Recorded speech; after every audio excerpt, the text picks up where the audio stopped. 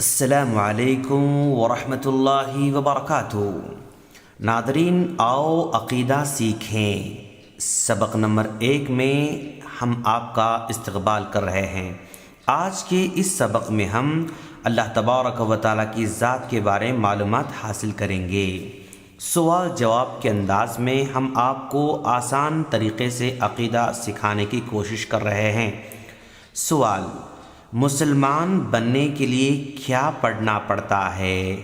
جواب: مسلمان بننے کے لیے کلمہ پڑھنا پڑتا ہے۔ اشہد ان لا الہ الا اللہ و اشہد ان محمدًا عبدہ و رسولہ۔ اس کلمے کا کیا ترجمہ ہے؟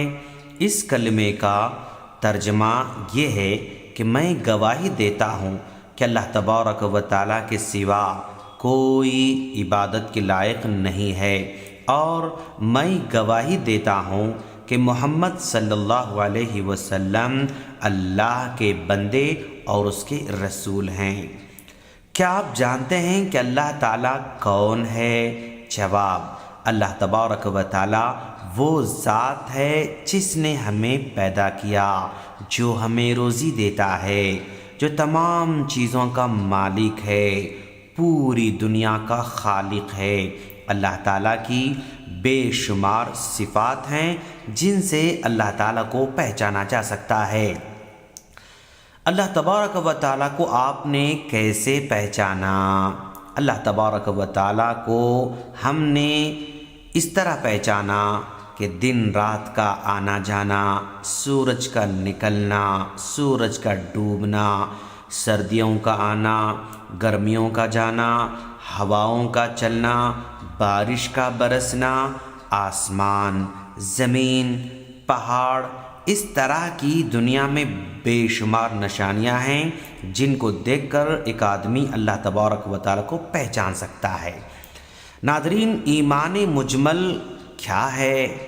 ایمان مجمل بس یہ کہنا آمنت باللہ، میں اللہ تعالیٰ پر ایمان لایا، یہ ایمان مجمل ہے۔ اچھا، ایمان مفصل کسے کہتے ہیں؟ ایمان مفصل آمنت باللہ و ملائکتہ و کتبہ و رسلہ والیوم الآخر والقدر خیرہ و شرہ والبعث بعد الموت، جس کا ترجمہ یوں ہے: میں ایمان لایا اللہ تعالیٰ پر، اس کے فرشتوں پر، اس کی کتابوں پر، اس کے رسولوں پر، آخرت کے دن پر، تقدیر اچھی اور بری پر، مرنے کے بعد دوبارہ جی اٹھنے پر، اسی کو ایمان مفصل کہا جاتا ہے۔ ناظرین، کیا آپ جانتے ہیں کہ ایمان بالغیب کا کیا مطلب ہوتا ہے؟ ایمان بالغیب کا مطلب وہ چیزیں جن کو کوئی آدمی نہیں دیکھ سکتا، اللہ تعالیٰ کے نبی صلی اللہ علیہ وسلم کے کہنے پر ان پر ایمان لانا ایمان بالغیب کہلاتا ہے۔ جیسے فرشتوں کو ہم نے نہیں دیکھا، جنت کو ہم نے نہیں دیکھا، جہنم کو ہم نے نہیں دیکھا، عذاب قبر کو بھی ہم نے نہیں دیکھا، ان چیزوں کو نبی نے بتایا، ہم اس پر ایمان لائے، اسی کو ایمان بالغیب کہا جاتا ہے۔ ناظرین، کیا آپ جانتے ہیں کہ الہ کس کو کہتے ہیں؟ الہ کے معنی کیا ہیں؟ جواب: الہ اس کو کہتے ہیں جس کی عبادت کی جائے۔ ہمارا الہ کون ہے؟ ہمارا الہ اللہ تعالیٰ ہے۔ کیا اللہ تبارک و تعالیٰ کے علاوہ کسی اور کی عبادت کی جا سکتی ہے؟ جواب: اللہ تبارک و تعالیٰ کے علاوہ کسی اور کی عبادت کرنا شرک ہے، اور یہ سب سے بڑا گناہ ہے۔ اچھا، اللہ تبارک و تعالیٰ کی عبادت کا کیا مطلب ہے؟ جواب: انسان اپنی زبان، بدن اور مال سے ایسے کام کرے جن سے اللہ تعالیٰ کی خوشنودی حاصل کرنا مقصد ہو، ثواب حاصل کرنا مقصد ہو، تو اسی کو عبادت کہتے ہیں۔ عبادت کی کتنی قسمیں ہیں؟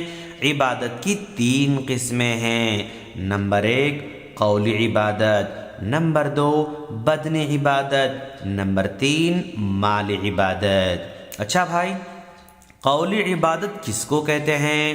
جواب، انسان اپنی زبان سے جو اللہ تعالیٰ کا ذکر کرتا ہے نا، اسی کو قولی عبادت کہا جاتا ہے۔ اور بدنی عبادت کس کو کہتے ہیں؟ انسان اپنے جسم سے جو اللہ تعالیٰ کی عبادت کرتا ہے نا، اس کو بدنی عبادت کہتے ہیں، جیسے نماز پڑھنا، حج کرنا وغیرہ۔ اور مالی عبادت کا مطلب کیا ہے؟ انسان اللہ تعالیٰ کے راستے میں جو مال خرچ کرتا ہے اس کی خوشنودی حاصل کرنے کے لیے، جیسے زکوٰۃ دینا، صدقہ دینا، خیرات کرنا، اس کو مالی عبادت کہا جاتا ہے۔ اچھا ناظرین، یہ بتائیں کہ نظر و نیاز کا کیا مطلب ہے؟ جواب، اللہ تبارک و تعالیٰ کو خوش کرنے کے لیے فرائض کے علاوہ نیک کاموں میں سے کوئی کام انسان اپنے اوپر لازم کر لے تو اسی کو نظر و نیاز کہا جاتا ہے۔ کیا نظر و نیاز بھی اللہ تبارک و تعالیٰ کے علاوہ کسی کے لیے ہو سکتی ہیں؟ جواب، بالکل نہیں۔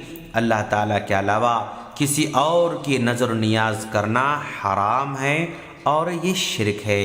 ناظرین، اسی کے ساتھ ہم رخصتی چاہتے ہیں، ہمارے اگلے درس کا انتظار کریں۔ السلام علیکم ورحمۃ اللہ وبرکاتہ۔